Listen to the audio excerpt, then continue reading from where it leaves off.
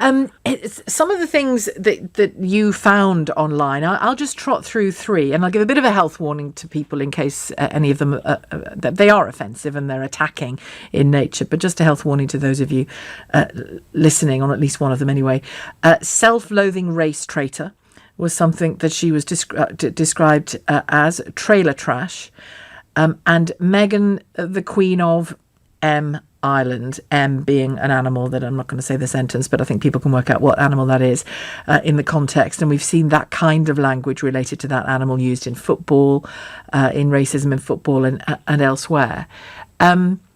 Loads of others that you found as well. How did the stuff directed at Meghan Markle compare to other racist examples that you found online? Well, I mean, I'll explain what we did. I'm involved in a project which is a combination of some journalism lecturers and computing specialists, and we're interested in tracking the levels of hate speech and abuse on social media. So we thought this was an interesting case to look at. What we've captured is a snapshot, a sample. So basically, we looked at a period of around a day just after the initial announcement from Meghan and Harry. We captured tens of thousands of tweets which mentioned Meghan, overwhelmingly negative in sentiment, I think it's fair to say. But the stuff that we were most interested in were the most abusive tweets. So we captured, in that 24-hour period, we captured around 400 tweets which were abusive about Meghan and which contained what you would regard as some of the worst racist and misogynistic terms. And the ones you've kind of read out there are at the kind of lighter end of the spectrum, it's fair to say. So plenty of it was just unreadable from my perspective. It was, yeah. And even for people like myself who kind of deal with this stuff on a regular basis, it's still, when you read through it and you actually read the content, it is still shocking to read. And I know some of my computing colleagues who aren't used to kind of dealing with this kind of stuff get really upset when they actually read the kind of stuff that we're capturing. So I think sometimes you become desensitized to it when you see it a lot. But I was still shocked. Now, the internet and Twitter and online attacks are, I mean, sometimes newspapers put things out and they end up on the internet as well. So that can feed it. It can feed the whole thing, can't it? The whole sort of system, the whole ecosystem of racism. Yeah, it's all connected, I think. Yeah. But most people with even... Actually, you don't even need a public role for this to happen to you on Twitter and elsewhere.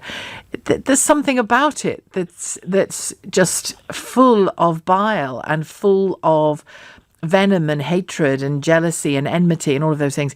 Is it any different for her because of the scale of her position in British life? Well, that's a good question, and I wouldn't have clear evidence. I mean, my sense is that if you're a high-profile person, probably the higher profile you are, the worse it is. It's bad. So, we have lots of examples of female politicians who deal with this stuff on a daily basis. I'm sure. I get it. I get it. I'm not on the same scale. I don't imagine for a second, but yeah. I just don't engage with it. So I know that on a daily basis, when I do my job, there are people at home tweeting. I've muted them, on most of them, but they tweet and I set up my screen in front of me so that they're not there, so I don't see what's being said, because it's vicious, absolutely vicious, and it's endless. It's not just directed at me, but it is directed at me. Now, is there an argument that actually there are these weirdos all over the country, some of them are racist, put it to one side, leave it? Or is it fair enough to say, I can't stomach this, I cannot live like this? I think that has to be a personal choice. I think some people obviously can deal with it better than others. Personally, I'd much rather live in a society where nobody had to deal with that.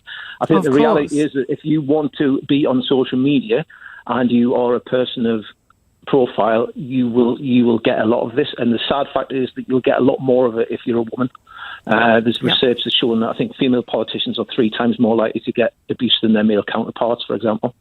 And obviously, in the case of Meghan, a lot of the abuse we found was what you might call misogynistic, but there's the added kind of issue of the kind of racist content as well. In a chilling revelation that exposes the depths of online hatred, Dr. John Price's groundbreaking research into social media abuse targeted at Meghan Markle unveils a disturbing landscape of digital vitriol. His meticulous study, conducted during the critical 24-hour window following the Sussexes' announcement of stepping back from senior royal duties, captured approximately 400 tweets that were not merely negative, but laden with some of the most vicious, racist, and misogynistic language imaginable. The scientific examination was so intense that even seasoned researchers like Price found the content overwhelmingly shocking, with his colleagues reportedly becoming visibly distressed when confronted with the raw, unfiltered hatred directed at the Duchess. This academic investigation serves as a stark testament to the systemic racism and gender-based abuse that Meghan has endured, transforming mere digital commentary into a weaponized form of psychological assault that goes far beyond acceptable public discourse. Toxic digital landscape, racist and misogynistic tweets, targeting Meghan Markle. In a chilling revelation that exposes the dark underbelly of social media, Dr. John Price's groundbreaking research uncovered a harrowing digital assault on Meghan Markle, capturing approximately 400 tweets within the first 24 hours following the Sussexes' royal departure announcement. These tweets were not merely critical, but represented an unprecedented wave of abuse, laden with some of the most egregious racist and misogynistic terminology imaginable. The study's findings were so disturbing that even seasoned researchers like Dr. Price found the content deeply unsettling, with his computing colleagues becoming visibly distressed when confronting the raw hatred directed at the Duchess. The overwhelming negativity of these online attacks laid bare the toxic intersection of racism, misogyny, and digital harassment, painting a stark portrait of the relentless campaign of vilification Meghan Markle has endured since entering the public eye. Unveiling the digital hate-shocking tweets against Meghan Markle.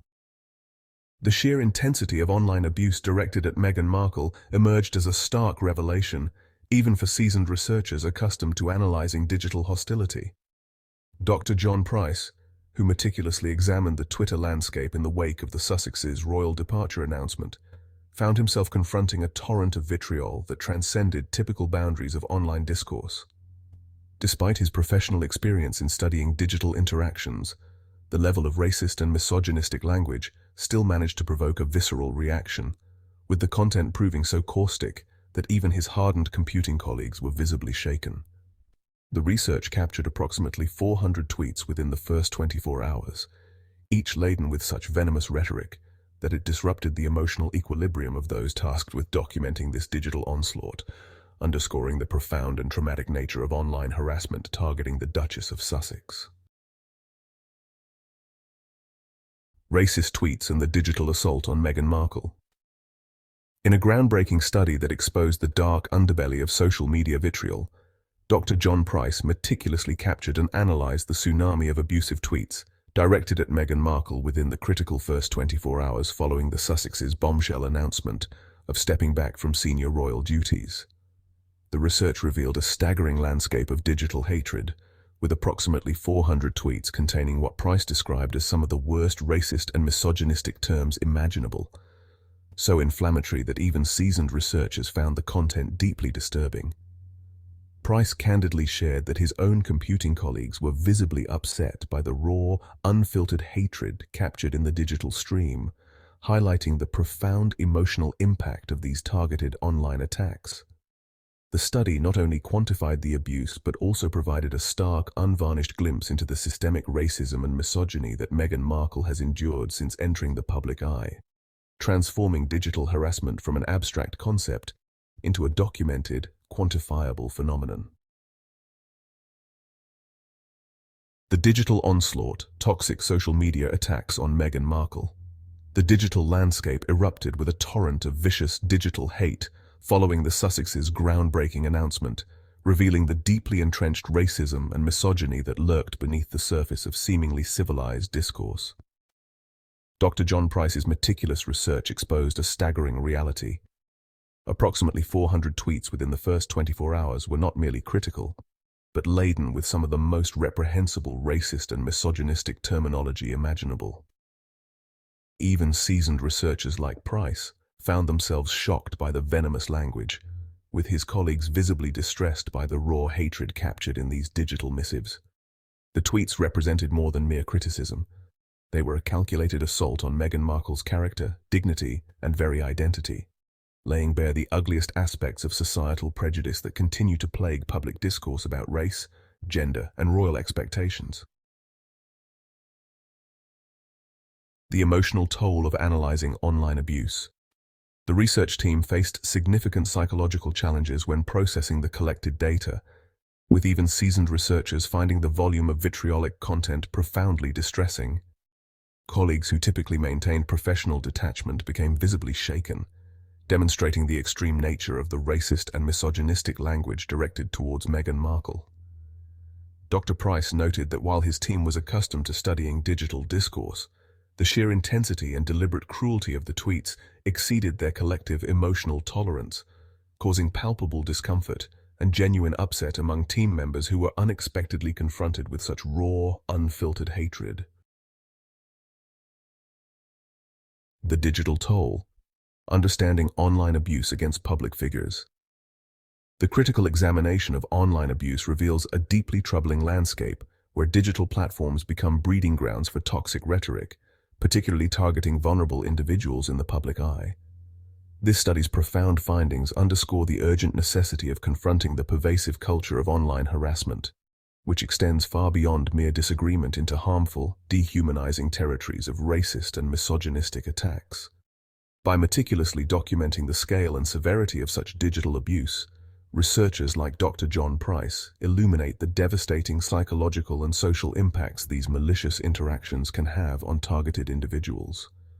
The shocking nature of these abusive tweets not only reflects broader societal prejudices, but also demonstrates how digital platforms can amplify harmful narratives, causing significant emotional and reputational damage to those subjected to such relentless negativity.